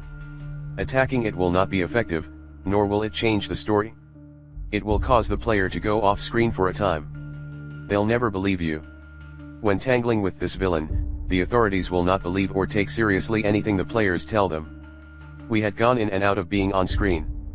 The next time we were in the clear, I said, "Enemy in black across the way." "Cecilia," Kimberly read off the red wallpaper. "Is she staring at me?" I then explained both her and Dr. Halley's tropes. "That's a pretty neat trick you have," Willis said, referring to my trope master ability. "If we had someone like you in my world, I might never have ended up in Carousel." After a few more moments, he added, "Spread out and look for clues. This will be a bit. There's only really one meaningful clue before we move to the next set. Whoever finds it gets $1. We fanned out and looked for clues. I hope that he didn't mean we had to talk to people.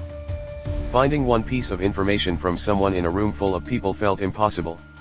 Antoine and Kimberly wandered off to make use of Kimberly's get a room trope. I was confident they would be successful. I hoped they would be. The first NPC I interacted with asked me if I was one of the patients in the burn unit. We were off screen at the time, so he was really telling me I should check out something related to the burn unit. Little clues like that made an unfair game fair again. High plot armor was what naturally led to clues for players. My effective BA was low thanks to Trope Master, so I rarely got steered anywhere. It was always possible he was saying something unflattering about my face. I decided to go with my first theory. When I got to a wall in the banquet hall that led to the burn unit, I saw that Kimberly and Antoine had beaten me to it. On screen. "Look at this," Antoine said as I strolled up to them. He read from the plaque, "This burn unit is dedicated to those who lost their lives in that terrible blaze on April 10, 1984. Purified by flame, their souls lifted toward the heavens." "It's a bunch of Geists," Kimberly said. "Was this the fire at the Geist Manor?" There were over 24 Geists on the list. It was a slaughter. I went through the names listed: Thomas, Helene, Lillian, Moira, Bastian, and more and more. "It was," I said. "You know, a lot of the original Geist films burned up in that fire. Most of what we have are copies. I made that part up. How would I know? I just needed to stay in character." "That's the real tragedy," Antoine said sarcastically. "There's a quote from Jed Geist here," Kimberly said. "Does the light of a flame create dark shadows? Or does it only reveal them? My family's deaths will leave almost as deep a mark on this community as their lives did." After a moment of contemplation, she asked, "I hope he didn't write their obituaries too." "He was the only one not invited to the party," I said. "Come on, I think Dr. Halley has run out of rich people to schmooze." We left the memorial wall and found the others who had already gathered to speak with Dr. Halley, who was saying goodbye to a fabulously bejeweled woman who seemed absolutely taken with him. He turned to us. "I understand that they have finally reopened my old friend's murder case. I cannot thank you enough for your efforts to bring Jedediah's murderer to justice, and I will answer any and every question you have for me."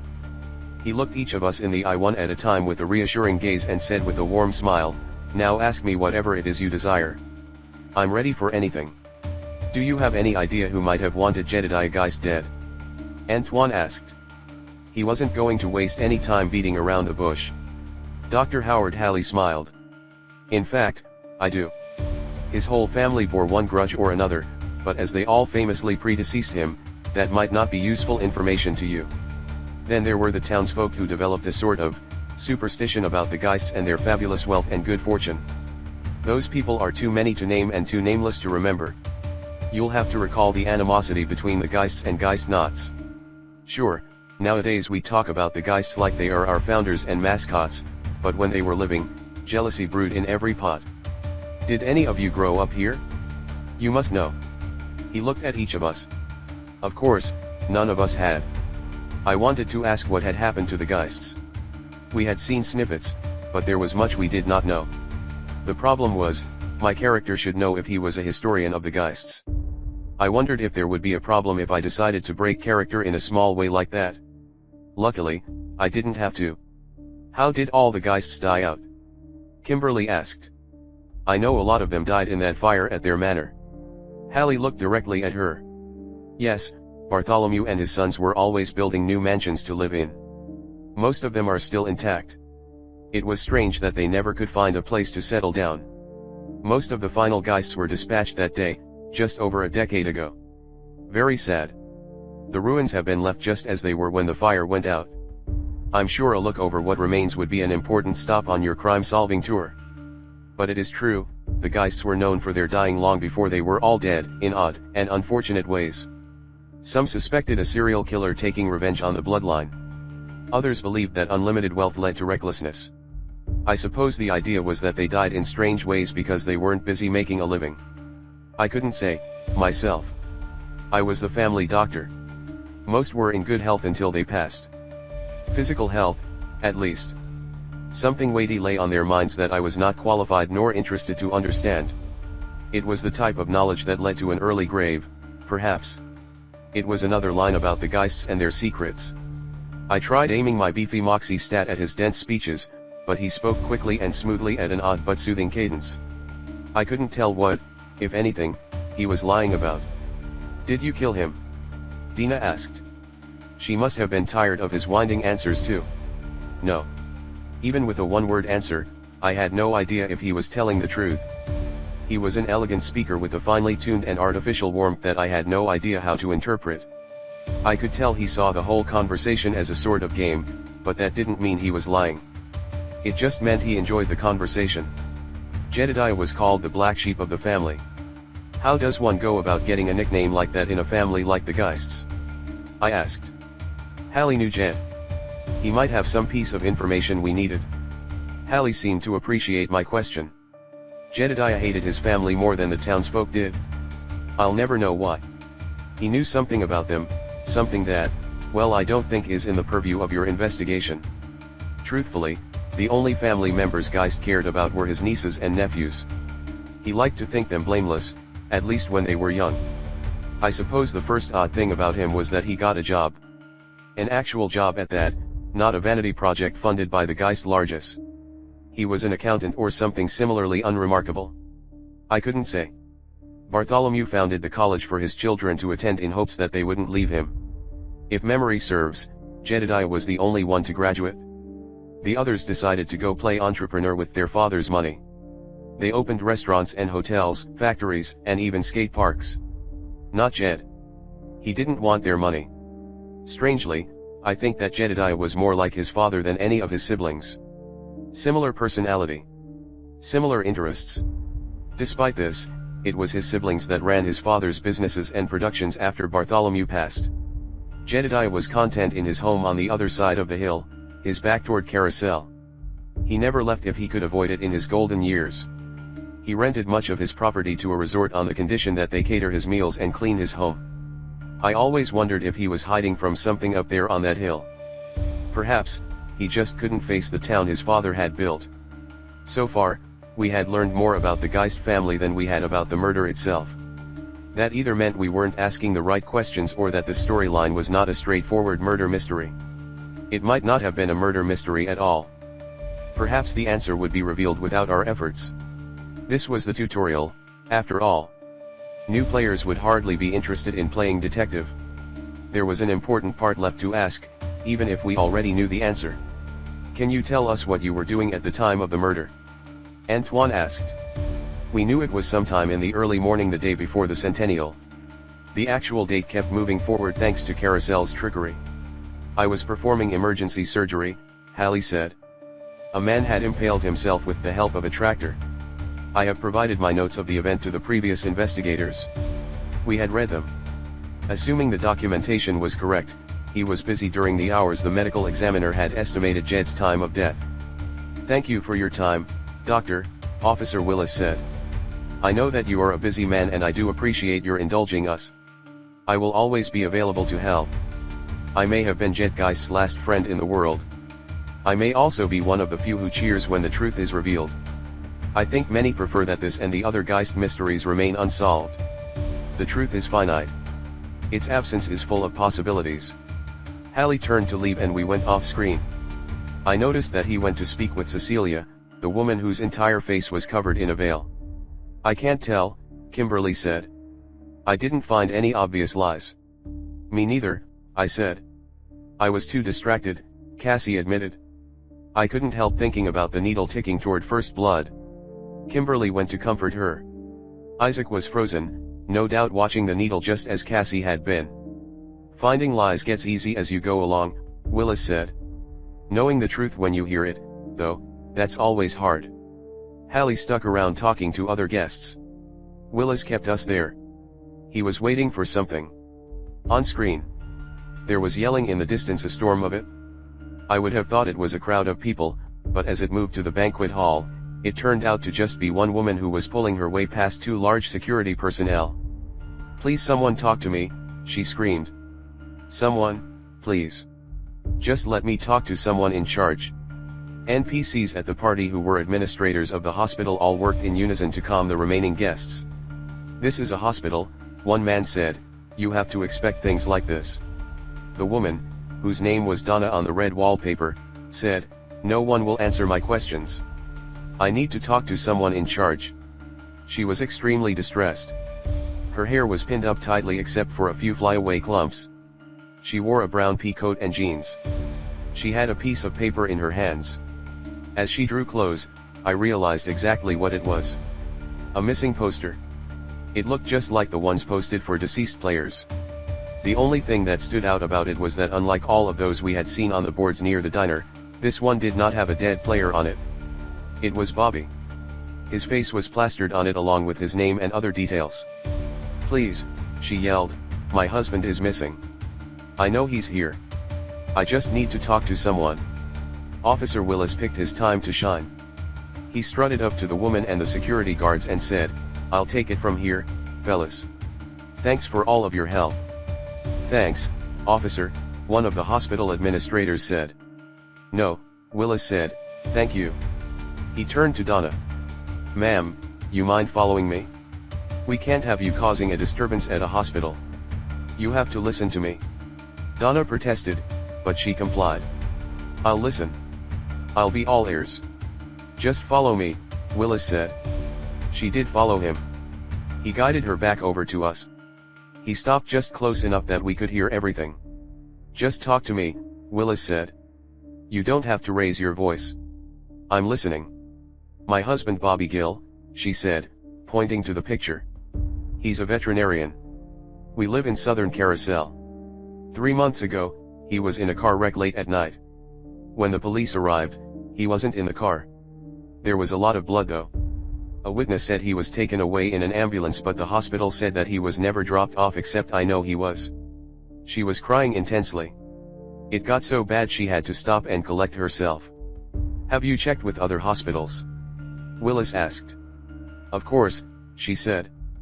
"But this one was the closest and I got a call. Look, this one is the closest. He had to have been brought here.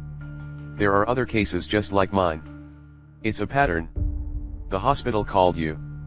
Willis asked. "I got a call. I heard someone on the other side," she said. She looked like she was starting to regret talking about this part. "I know it was Bobby. I recognized it was him. The call traced back to this hospital." "What did he say?" She paused. "I know it was Bobby. He didn't say anything. He grunted like he was trying to. Like he was gagged or hurt. I know it was him. I can't explain it. I know in my heart, my soul, that it was Bobby. I just can't get the hospital to tell me the truth." "I see," Willis said skeptically. "No," Donna said. "You're doing it. You don't believe me. I know it sounds weird, but two people can have a connection that transcends physical space. I know it was Bobby trying to talk to me. She's telling the truth, Cassie loudly interrupted. I can tell. Whatever Cassie felt must have been strong if she was willing to say it out loud. I was also psychic, but only in a way that helped fill out my backstory. I wondered if psychic archetypes got vibrations or something more. Willis looked back at Cassie like he was scolding her for making his job harder. Ma'am, he said. If the hospital says he never showed up, he probably didn't. I can feel him. Before Willis could respond, a loud throat-clearing sound interrupted him. It was Dr. Halley. I couldn't help but hear your plight, he said. I do have a considerable amount of weight to throw around in this hospital. Might I be of service? I need to find my husband, Donna said, pleading with him. Halley nodded. Yes. I confess I am familiar with your circumstances. Word does get around in a hospital. While I am certain that your husband was never a patient in this hospital, I might offer you a tour. It may take a while, but perhaps then, you will be satisfied. I want to see every room, she said. Especially any rooms with comatose patients. I read about some patients being mixed up because they were both unconscious. That's my leading suspicion. I will make the arrangements, Halley said. If you will follow me. Part of me knew he was just putting on a show of politeness and charisma, but still, I wondered if there was something beneath that. Because I got a strange feeling. Off-screen. Kimberly had the same feeling. I think he was lying, Kimberly said. I don't know what about, but it was something. I got the same feeling, I said. It was a vague note of deception in the pit of my stomach. Was the tour a sham just meant to calm a hysterical woman, or was the lie more specific, more insidious? I think Bobby is here somewhere, Cassie said. Despite her low level, she only had one less moxie than Kimberly and I did. It was at the expense of her other stats, but it helped her be the best psychic she could be. Because when she said his name, I could see him on the red wallpaper. The whole time Halley was talking with Donna, Cassie looked like there was something she wanted to say, but she never did. Like with a trope? Antoine asked. Cassie nodded. My anguish trope. I can see his health status. I couldn't see it until he was mentioned. She looked afraid, as if her ability might cause her to feel his pain all of a sudden like it had in the previous storyline. What's wrong with him? I asked. He's mutilated, she said.